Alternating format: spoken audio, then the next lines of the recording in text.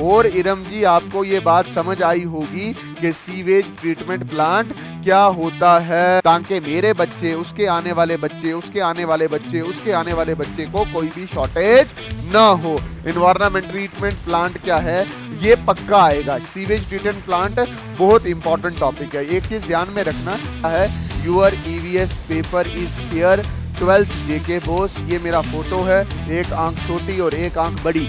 जितने अल्लाह हाफिज, अल्लाह राखा, जय हिंद।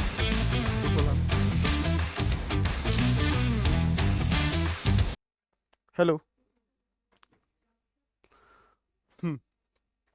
हेलो हेलो शकील, अंजुम, बशीर, नाजिया, फौजिया, फरजाना, रुखसाना, वकार, वसीम, नदीम, गुलजार, आपको मेरी आवाज़ आ रही होगी ना। मेटी की बिरयानी हो या कश्मीर का कबाब, कहता हूं मैं, होता है वो लाजवाब। जैसे कि आपने थंबनेल देखा ही होगा, थंबनेल में क्या है, your EVS paper is here 12th JK BOSE. ये मेरा फोटो है, एक आंख छोटी और एक आंख बड़ी। जितने टॉपिक मैं आपको आज बताऊंगा वो सारे इंपॉर्टेंट हैं।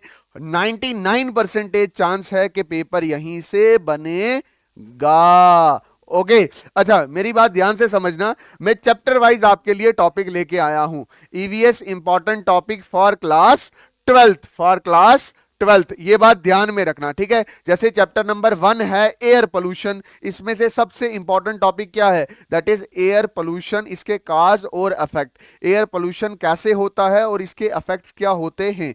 एयर पोल्यूशन पता ना, गाड़ियां जो धुआं छोड़ती हैं, फैक्ट्रीज जो धुआं छोड़ती हैं, उनको एयर पोल्यूशन कहते हैं। अच्छा, चैप्टर नंबर 2 में वाटर पोल्यूशन है, वाटर पोल्यूशन का काज, उसका इफेक्ट, वाटर पोल्यूशन कैसे होता है और उसका इफेक्ट क्या है। यूट्रॉफिकेशन क्या होती है, बायोमैग्निफिकेशन क्या होती है, मराइन वाटर पोल्यूशन क्या होता है, सीवेज ट्रीटमेंट प्लांट क्या है, ये पक्का आएगा। सीवेज ट्रीटमेंट प्लांट बहुत इंपॉर्टेंट टॉपिक है। एक चीज ध्यान में रखना, सीवेज ट्रीटमेंट प्लांट क्या होता है, बड़े बड़े शहरों में जहां नालियों का पानी ज्यादा इकट्ठा हो जाता है, तो उन्हीं नालियों का पानी साफ करके दोबारा होम सप्लाई की जाती है। जिस सिस्टम के थ्रू वो फिल्टर होता है उसी को सीवेज वाटर ट्रीटमेंट प्लांट कहते हैं।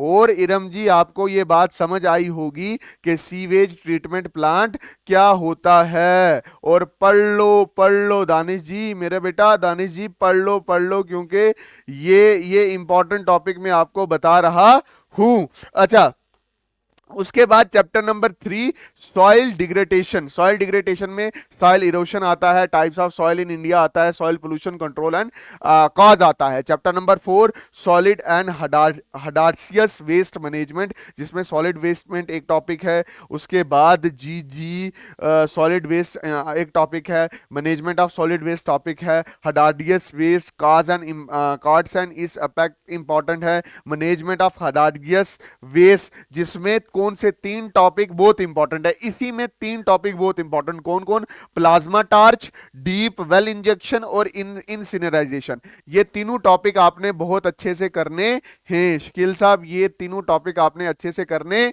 हैं। Okay, chapter number 5, chapter number 5 15 number का आएगा, बायोडाइवर्सिटी एंड कंजर्वेशन। ये चैप्टर बॉटनी के एक चैप्टर से मिलता जुलता चैप्टर है, जिसमें biodiversity, its level, types of biodiversity, threats to the biodiversity, biodiversity conservation in situ, जैसे शेर को अपने ही जगह पे पालना, उसको इन सिटो कंजर्वेशन कहते हैं। और शेर को उठा के उसके नेचुरल हैबिटेट से बाहर निकाल के पालने को एक्सिटो कंजर्वेशन कहते हैं। डेफिनेशन ऑफ स्पीशीज, मतलब बहुत सारी स्पीशीज आपने सुनी होगी, एक्सटिंक्ट स्पीशीज, एंडेंजर्ड स्पीशीज, वो सारी डेफिनेशंस आपको आनी चाहिए। चैप्टर नंबर 6 में that is global environmental issues, मतलब जो इंसानों ने अर्थ पे गंद मचा के रखा है उसकी वजह से क्या क्या इशू होते हैं वो सारे पूछे जाते हैं। जैसे क्लाइमेट चेंज बहुत बड़ा इशू है, इसके काज और इसका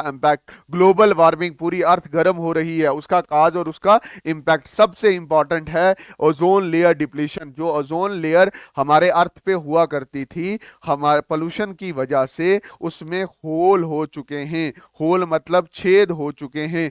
मैन काज कौन सा था? That is CFC। फिर क्या है? That is acid rain. फिर स्मोक एंड फॉग और डेजर्टिफिकेशन। एक लैंड का डेजर्ट में कन्वर्ट होने को डिजर्टिफिकेशन कहते हैं। फिर है chapter number 7। Chapter number 7 last chapter है, जिसमें आपने इन्वायरमेंटल मैनेजमेंट लेजिस्लेशन सीखना है। मतलब वो कानून सीखने हैं जो मदद करते हैं इन्वायरमेंट को प्रोटेक्ट करने में। जैसे सस्टेनेबल डेवलपमेंट। सस्टेनेबल डेवलपमेंट का मतलब ये होता है कि अपने इन्वायरमेंट को इस तरह से यूज करना है ताकि मेरे बच्चे, उसके आने वाले बच्चे, उसके आने वाले बच्चे, उसके आने वाले बच्चे को कोई भी शॉर्टेज ना हो। इन्वायरमेंटल इंपैक्ट असेसमेंट, ठीक है, ये भी इंपॉर्टेंट टॉपिक है। जितनी भी डेफिनेशन है इस चैप्टर में वो सारी करनी है। अच्छा, तीन प्रिवेंशन एंड कंट्रोल एक्ट हैं। देख, air prevention and control act 1974 पढ़ के जाना।